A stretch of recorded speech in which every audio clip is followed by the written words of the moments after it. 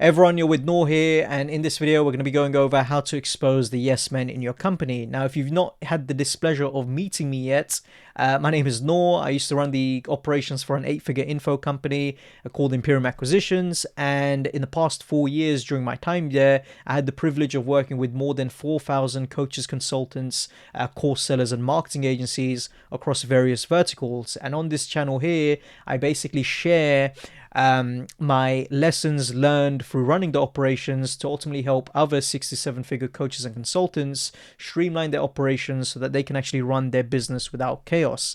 Now, in this specific video, we're going to be going over how to expose the yes man in your company, because a yes man is far more dangerous than the underperformer, because with an underperformer you can spot them immediately and you can provide a solution, whether it's replacing them or whether it's providing a performance improvement plan to get them to where they need to be so that they're performing at the level that you require them to.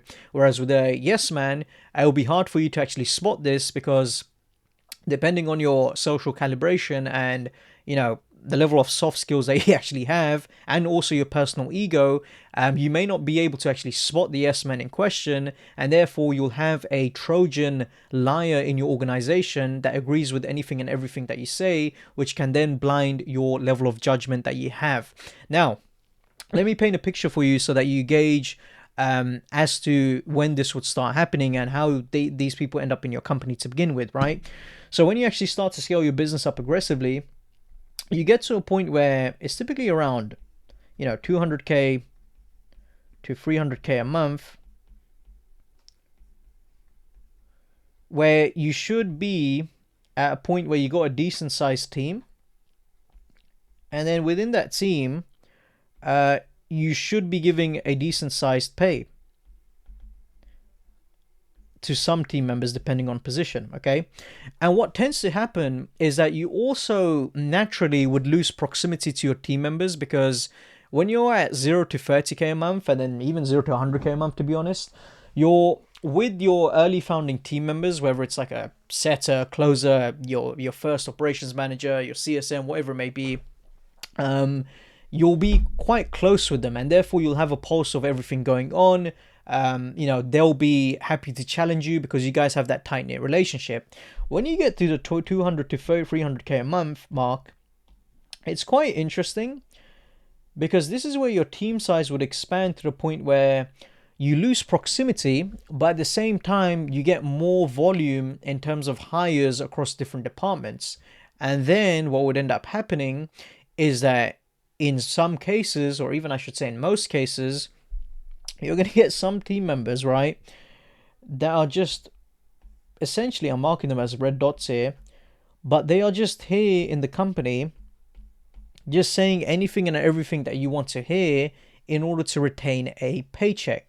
Now, this can be quite detrimental to your organization, because depending on, again, your social calibration and how much ego you have, these type of individuals in your company will quite literally agree with anything and everything you say, causing you to make decisions off of their opinion, because nobody's actually stopping you, okay? And the reason why nobody would stop you, it could come down to a couple of reasons here, okay? The first of which is culture. You may not have created a culture in which you've have an open door policy, in which any team member can come to you, can confront you, can challenge you, can argue with you, and tell you what you need to hear as opposed to what you want to hear.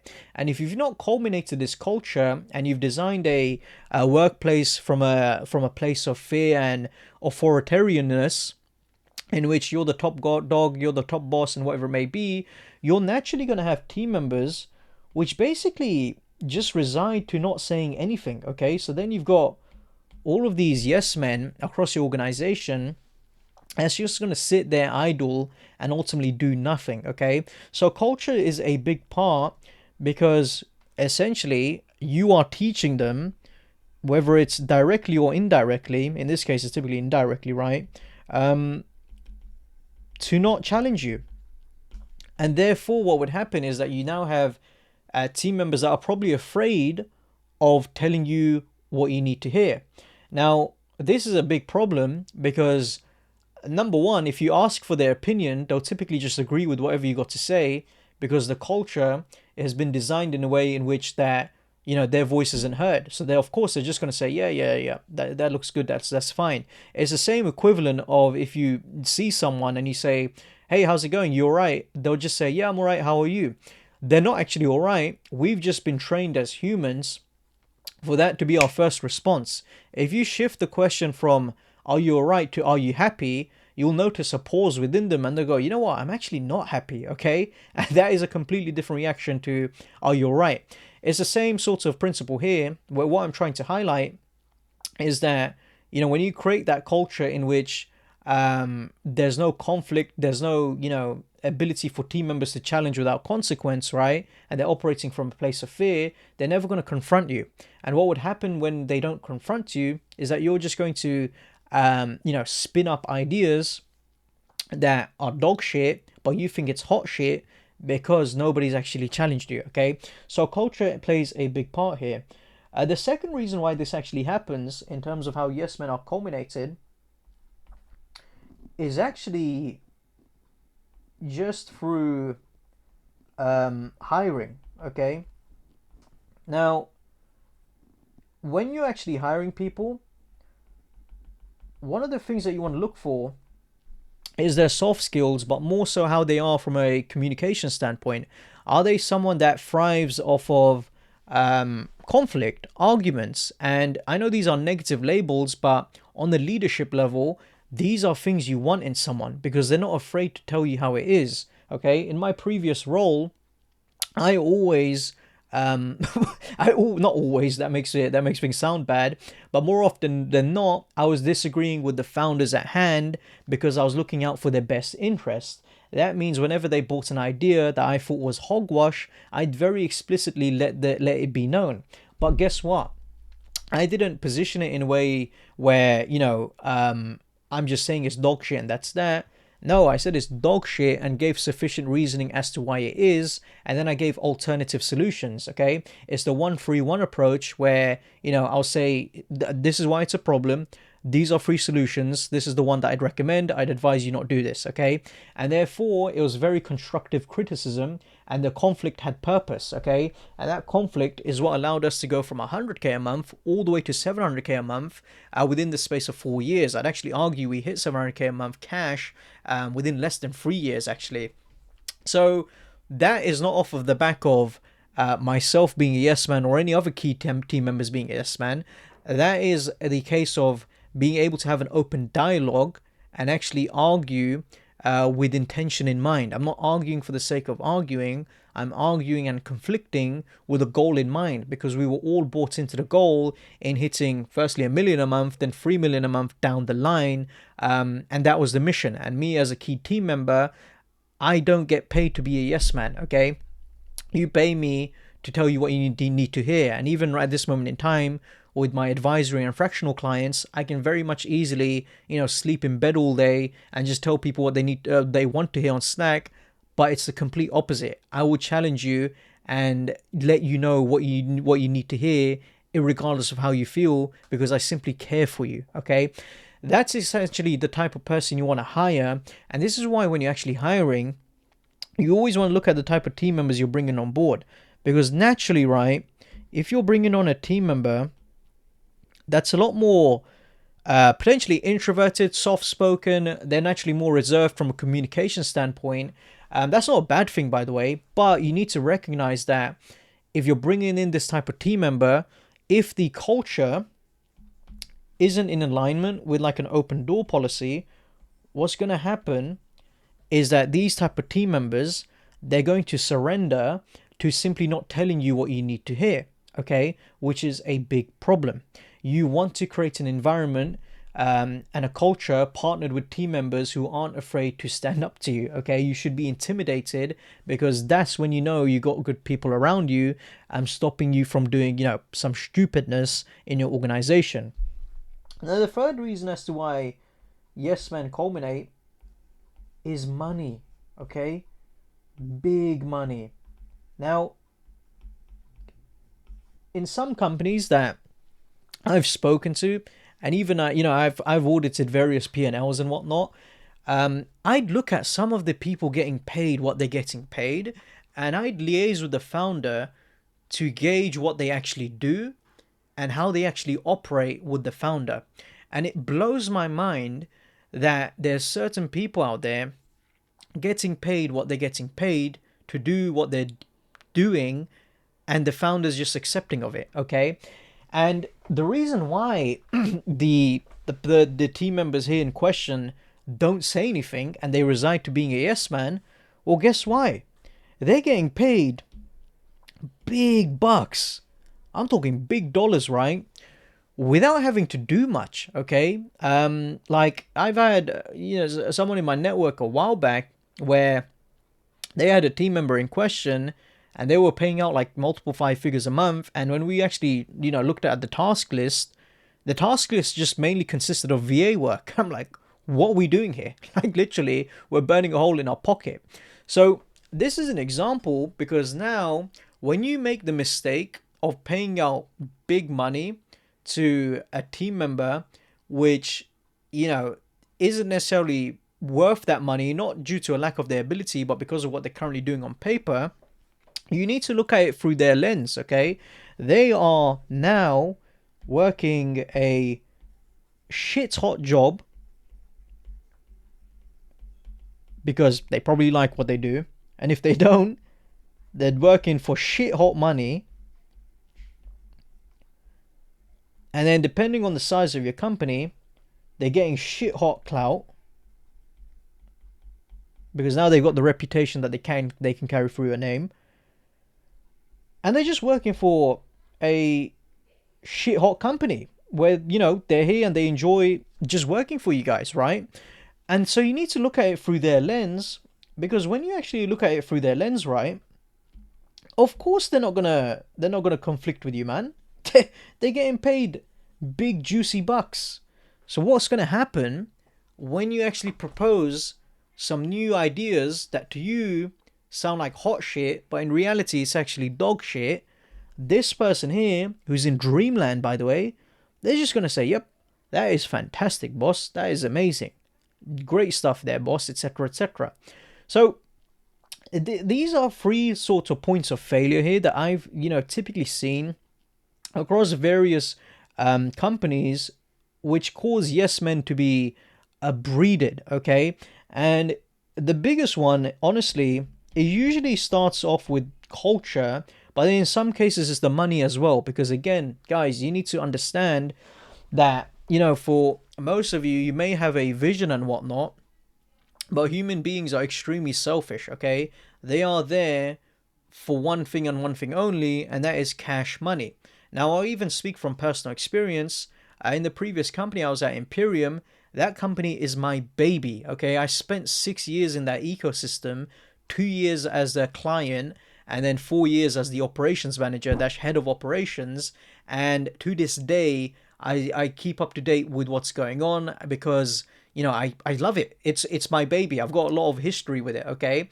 And it's imperative to me that when I was working there, right, I don't suddenly make up lies for my own benefit. I don't be a yes man and whatnot. And therefore, to the founders, who are Charlie and Bo, right, they were the co-founders, I was very upfront and honest with them from day one, in which I'm a cash money type of guy, where it's like, I love money, I'm here for money, but at the same time, I also love working with you guys and I love the company and what it's about. Where most people go wrong is that they assume their team members don't give a shit about money, and they assume that they're there for the mission and whatnot. Guys, I promise you, you can't afford to think like that, because the people who say that, they're just telling you what they want to hear. Like deep down, they really do want the money, and guess what? That's okay, okay? And again, thankfully in the previous company, right, it was an open door policy, and that's why, everyone had the freedom to be honest, and I was more than happy to say, like, I didn't enjoy what I do, I just enjoyed the money I made and the people I work with, okay? And it was good fun. And because of my respect to the company in terms of how, again, I view it as my baby, as cringy as it may sound, but because of the time I spent there, I have a duty of care over it to not just, act like I'm going to be a lizard or a snake in the grass and, pretend to be someone I'm not just to further my paycheck and all these different things. That's not the case whatsoever. So you can see here how culture is a massive one, because you create the culture in which your team members are either going to hide things from you, or they're going to tell you what you need to hear. Now, another way this actually pops up in terms of how yes men are breeded, and it relates to culture in a way as well, is where you basically just don't ask for feedback. And so this is where you, on a founder level, you're completely separate from the different team members in question, from the different departments. You're not asking for feedback for how you personally lead, for how you show up, the direction of the company, what the team members think the product should look like, all these different things, because you think your voice and opinion is king. And whilst it may be king, because again, you probably know better than anyone, as it's your product, as it's your service, you need to look at your team members, because if you have sales reps, for example, they're speaking to your customers every single day. If you have CSMs, for example, they're speaking to people that have made, your sales reps are speaking to potential customers every day, and your CSMs are speaking to actual customers every day, and therefore you should take their feedback very, very seriously. They are boots on the ground when your boots are no longer in the ground, and they can pass you sufficient feedback for you to improve different things within your organization. Therefore, if you don't ask for feedback, you just breed a sense of yes men that's just not going to tell you anything, because they've been trained not to give you feedback to begin with. Okay, now that's pretty much how yes men tend to be culminate in your organization without actually realizing. Now let's talk about what then happens here, because what happens as a result of this is very problematic. Okay, you, on a founder level, you would have gone from 0 to, let's just say, 200k a month, right? And when you achieve this feat, especially if you're self-made, you've got no handouts, and you just fucking bit down the gum shield and made it happen, you feel a certain way about yourself. Okay, you naturally got what do you call it, a hop in your step. You've got what do you call it, oh, what's that called, you think you're hot shit, and you think you're the man. Okay, you've got a bit of an ego on you. Okay, so now you're basically on cloud 9, and all the dollar signs are in your head, and you think you're untouchable. Okay, that's the word, you're untouchable. Everything you touch turns to gold, and you shit out liquid gold at the same time. Okay, that's what typically happens when you get to this point where you go from 0 all the way to a significant milestone. The problem with this, however, is that again, you fall under the trap of assuming that everything that you produce is shit hot. Okay, the reality, however, is that sometimes some things are just shit, and that is okay. Okay, the problem now is that rather than actually take some time to pause, reflect, and look at the idea that you just proposed at hand, you're going to go and make judgments based off of your existing identity that got you from 0 to 200k a month, and assume that everything that you touch is shit hot. And the problem with the yes men problem that we're talking about here is that they're just going to agree with you, and they're just going to say, yep, agree, boss, amazing, boss, awesome, boss. And the reason why they're doing this is because, again, the culture has not trained them to actually argue with you, conflict with you, give reasoning as to why things are the way they are, and why they shouldn't be the way that you're proposing it should be, right? It's also down to the hires, and the core culture partnered with the hiring. Again, the big money players. You think the big money players give a shit about challenging you when they're getting paid big money to do fuck all? They are just going to agree with you and nod their head and say, yeah, mate, let's do that. Okay, that's not how it works. So you can count them goodbye. And then again, because you don't ask for feedback, even when you do ask for feedback at this point, you're going to result in this right here. Agree, boss, amazing, boss, awesome, boss. Okay, and the combination of you believing in yourself, where you believe that everything you touch turns into a liquid gold, or everything is shit hot, you fail to understand that some things you can do could actually be shit. Okay, and at scale, this can be very detrimental depending on what do you call it, the level of decision that you're making here.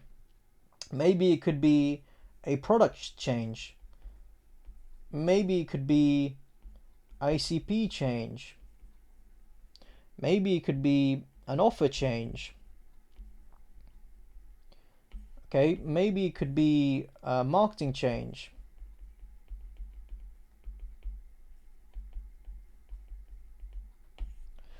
So it's all these different things that, you know, you can have the notion of popping up, and these could be things that you think are shit hot, but actually they're just shit. They're just good in your eyes, and you need, you know, other people's opinion, right? Because you don't want to be blinded by your own peripheral vision here.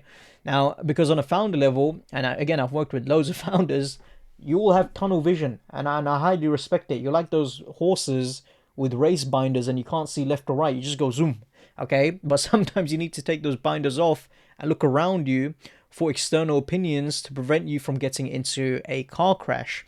And again, I'll reference some personal examples here.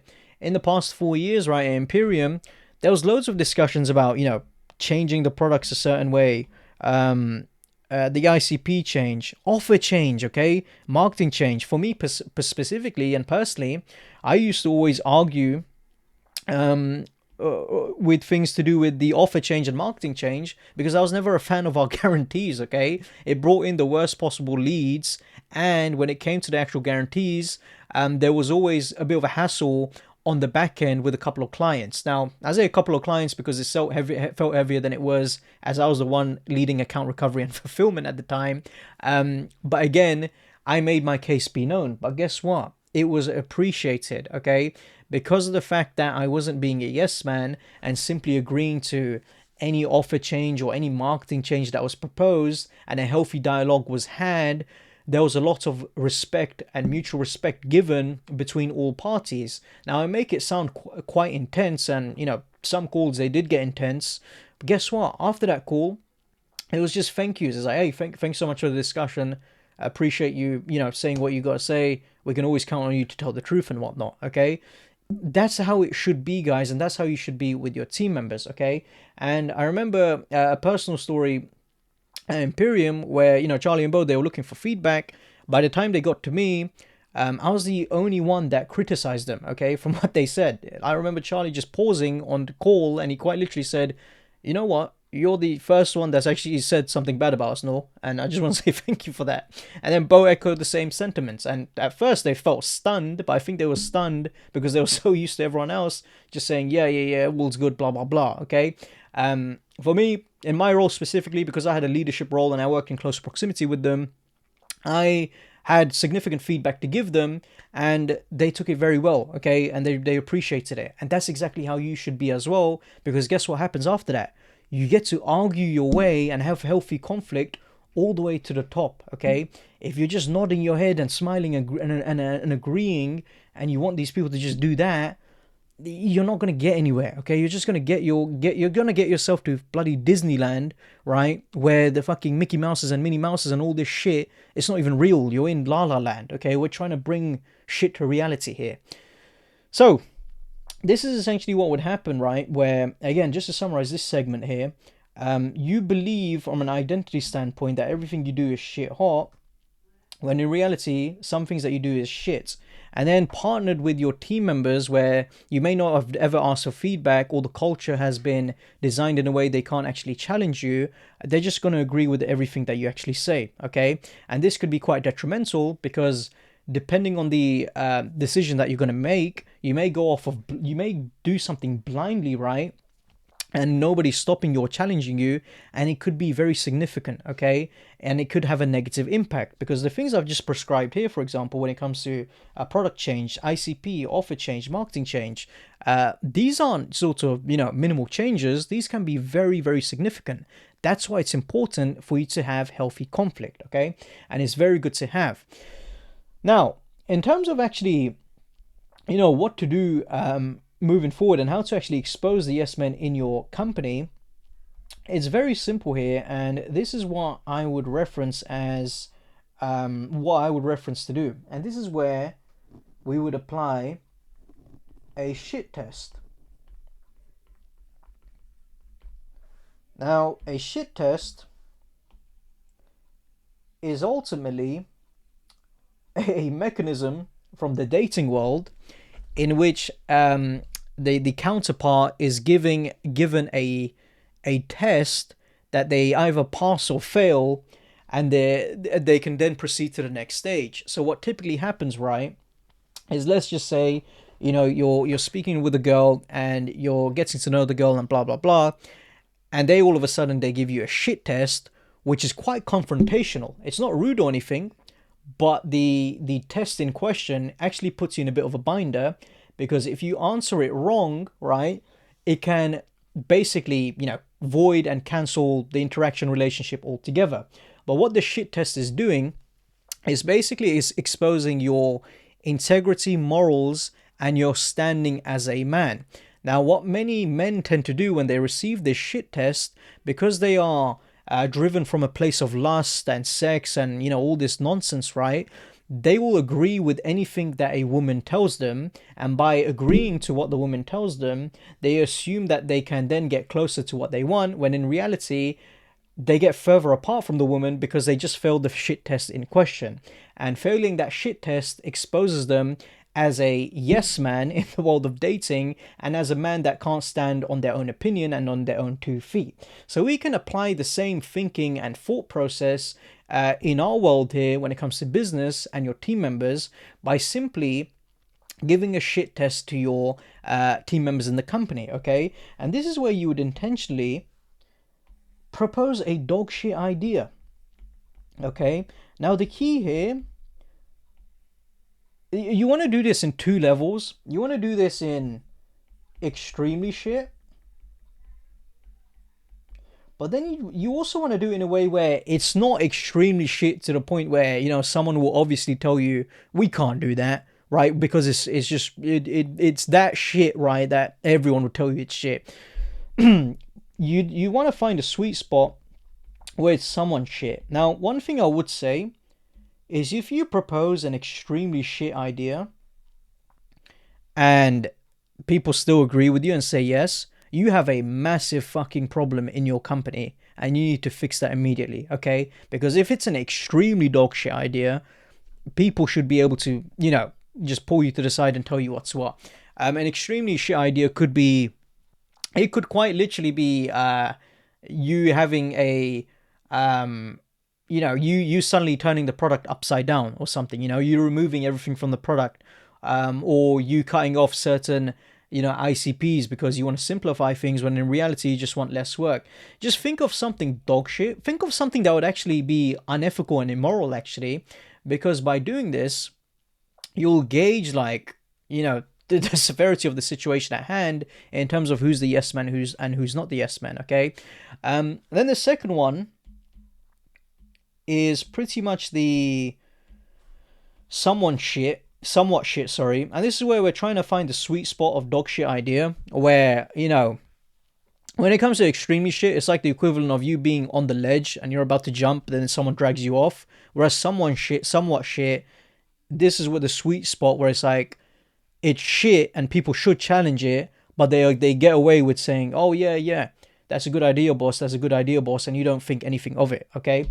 So find a sweet spot for these ideas in terms of what you can propose. And again, don't overthink it. It could be the direction you want to take in terms of marketing. It could be the direction you want to take in terms of offer, positioning, whatever it may be, okay? By doing this, you're going to be able to expose who the yes men are in the organization. Now, what I always advise clients in my network do here is to approach this in a humorous manner if they have an existing team. And when they actually,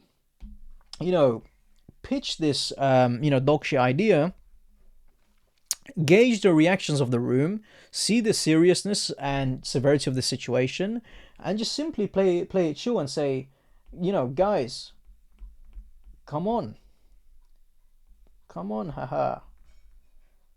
Seriously? I don't know why I'm typing this, but yeah, you get the drift. You're basically going to play off saying, guys, come on, seriously? Like, I was just checking, to see if any of you would actually stop me, or if any of you would challenge me. And so you'd want to actually introduce this and then lower the your team members' guards here. So now you're simply letting them know that, oh hey guys, look, come on, seriously, you really would have let me done this, or you don't have any opinions. I intentionally gave you this dog shit idea because I wanted to see your real thoughts and your, you to challenge me. And what would happen with your team members if you do it in a humorous manner is that they will have their guards up naturally, but then it will slowly come down and go, oh shit, I can actually give Noor some feedback. I can actually, speak up here. I can say what's what. Because now what's happening here is that you are resetting the room to exterminate the yes men in question, okay? So the room is reset. You now know who the yes men are. And now you know, what do you call it? You know that the culture has been reset from a feedback standpoint for team members to be able to give you feedback.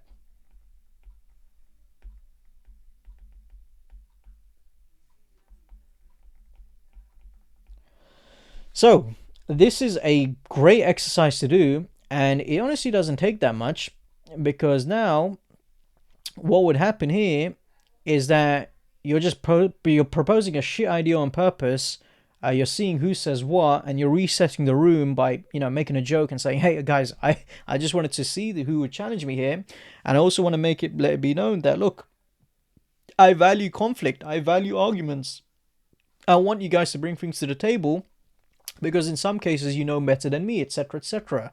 This is the type of culture you want, and this is the type of culture that's going to take you to the top, and it's not going to poison the waters where you're blinded by yes men, okay? Then all of a sudden, what tends to happen here, I was going to recolor these red yes men into green, but we can do it here, to be honest. The yes men go from red to green, and everyone turns into no men, okay? We got some no men in the building, which is exactly what you want. You want people to challenge you. You want people to argue with you, okay? And by doing this, you're in a good spot, as you now have team members in your organization that know what's what and know who's who. Now, one thing I've got to be deadly serious with you here, and by the way, I have been deadly serious throughout the video. I do appreciate my tone. It's quite dry and can be quite, sarcastic and humorous, but I can assure you everything I've said here is legit. You just need to pay close attention to this one. What did I draw here? This is from a reel. A bit of an Easter egg. Check out my Instagram for a cinema reel that's to do with a neurolinguistic programming technique, which exposes how much of a dipshit you're being in your business without you realizing. So that's an Easter egg for you. Coming back to this one, where am I going? Yes. So here we are. Money. Okay, guys, this one's a tricky one, man, because you got to pay close attention to the big earners in your organization and just pay close attention to how they behave, what they're doing, etc., etc. Especially if you have a leadership team. A leadership team is there to challenge you every single day. And that was the case, in my previous role, where the leadership team was constantly challenging the founders because it was our duty to do so, okay? It didn't matter how much we were making. We were there to say what was needed and not, what they probably wanted to hear. And they appreciated that. So it's really important that the big earners, you don't just blindly pay for them just to nod their head and say yes. It doesn't work like that. So this is where you can really take advantage of the dog shit idea phenomenon. And with big earners specifically, this is why you want to box a bit smart here and get the somewhat shit ideas, so you can gauge their response. Because the problem with doing an extremely shit idea is because, like I said, if you mirror it to you standing on top of a ledge, of course they're going to pull you off the ledge, right? Because it's abundantly obvious to take you off the ledge. So that's why you want something in between where it's not as clear as day as that, and there's some critical thinking that needs to be had. So that's pretty much it for the video in terms of how to expose the yes men, what causes them, and again, why they are more dangerous than underperformers, because again, these guys are Trojan snakes. And snakes is a harsh word because they're not doing it intentionally. They may just be doing it because of the culture and the environment that you have created. Okay, but yeah, that is how to expose the yes men in your company and how to reset the culture so you can void them altogether. If you guys have any questions, shoot me a DM on Instagram. My Instagram is linked in the description below, but because I've already scrolled here, you can pop me a follow at normia.co, okay, for any questions you may have. So yeah, I hope you found this video valuable. If you guys have any questions, don't hesitate to DM me. And if there's anything else that you want to check out, don't hesitate to leave a comment below. Or swing me a DM because I don't really look at comments. But yeah, that's pretty much it. I'll check you in the next video. Cheers, guys. Bye.